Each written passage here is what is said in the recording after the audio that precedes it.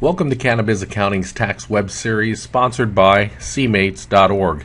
My name is Gorden Gates and I'll be your moderator today. In today's video presentation, we'll be talking about the changes to the various individual retirement accounts, or IRAs as they are more commonly referred to. Each year as CPAs and enrolled agents, we cringe at the thought of what the new tax code changes will bring. This year's no different. We make sure that we get out there and we learn all of the tax code changes. Most of it has to do with Obamacare this year, but as you'll see from today's presentation, there's some things going on with the IRAs as well. Staying on top of important changes can also help you save more money as well as avoid headaches and hassles. Now, here are some of the key changes to know about this year.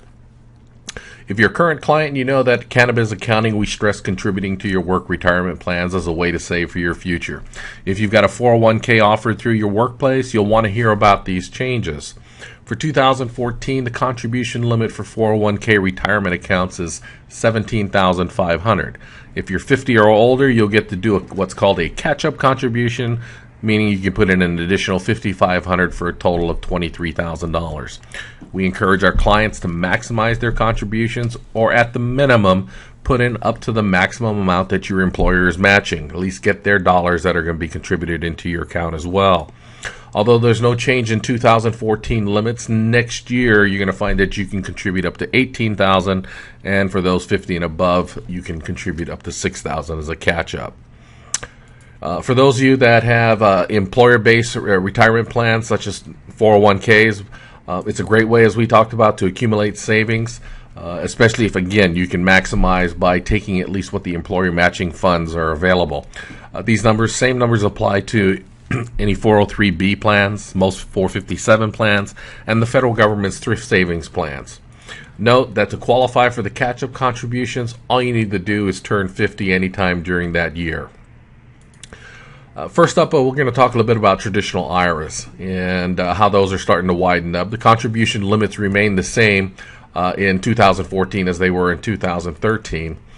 So in other words, what you can do is you're going to be able to deduct up to $5,500.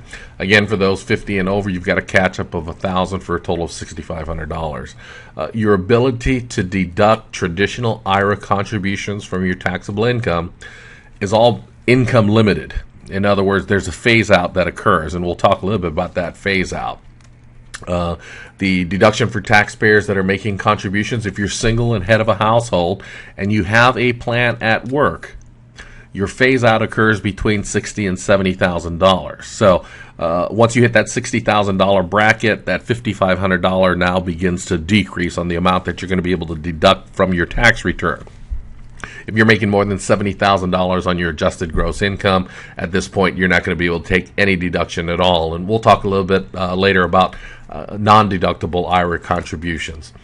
For the married couples, if you're filing jointly, if the spouse that's covered at work decides that he or she wants to make a contribution, that phase-out occurs between $96,000 and $116,000.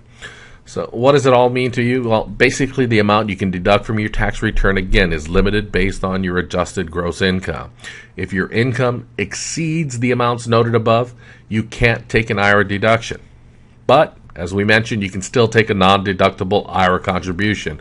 So let's give you tax tip number one. If you can't make that deductible contribution, do what's called a non-deductible one. In other words, still make that funding of your IRA account, your traditional IRA account. Now, again, you're not going to be able to deduct it on your tax return, but you'll at least be able to get it into your account so that it can start working with compounded interest and working towards giving you a nice retirement plan. Tax tip number two, be sure that you're keeping track of what is deductible and what is not deductible as far as your contributions.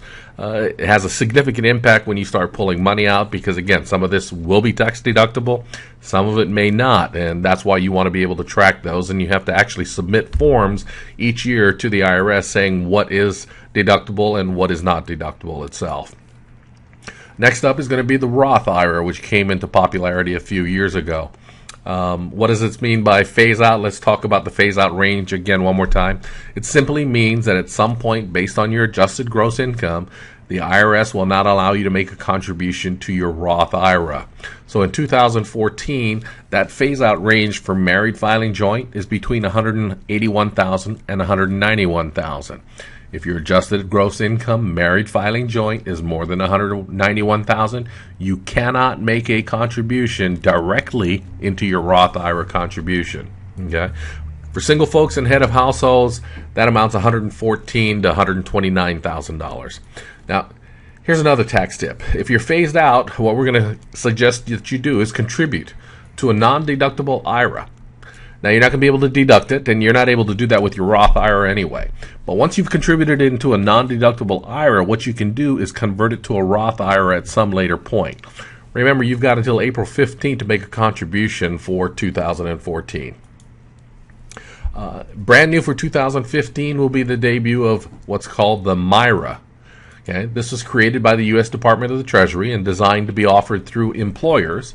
The MIRA, or My Retirement Account, is rather small in scale, but still useful, especially as a way to start putting away money for retirement. Nice benefits about it is it doesn't charge you any fees, and because it's sponsored by the U.S. Department of the Treasury, they're going to guarantee your principal and guarantee you some growth. Now, we don't know what that amount is right now. Again, this whole program is new, but the nice thing about it is your principal's protected. You can start a MIRA with just $25, and you can add as little as $5 a time. Obviously, the more is better, but it's a nice way to go ahead and start growing that little savings account of yours. The contribution limits here are the same as for your regular IRAs. Once your account reaches $15,000 in value, though, you have to roll it over into a private sector Roth IRA. So again, remember, this is set up with the Department of the Treasury. Once you get to $15,000, you're going to have to pull it out of the Department of Treasury and roll it into your Roth IRA. Still a great way for savings to occur for you. For our self-employed individuals, there's 2 retirement vehicles that you can use to stash money away for retirement. Keep in mind that these contributions serve twofold. First, and most importantly, you're contributing to your retirement account. And secondly, you're able to take this contribution as a deduction on your company's tax return. You know, this is definitely a win-win situation. That's something to keep in mind for those that have IRC 280E.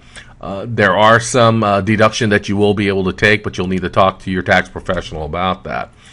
Self-employed folks that are accumulating retirement money in a SEP IRA, you're going to see that your contribution limits rise from $52,000 in 2014 to $53,000 in 2015. Now, that's a lot of money that you can sock away. So if your company's very profitable, you're able to take some of that money and put it away. Now, you can take up to 25% or $52,000, whichever is less.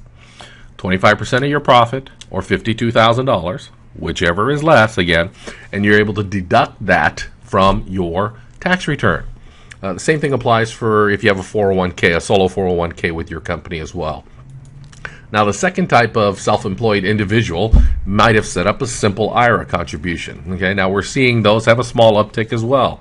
For 2015, you're going to be able to contribute $12,500. That increased $500. This year, it's a $12,000 contribution. And again, if you're 50 or older, you've got a $3,000 catch-up contribution that you can make.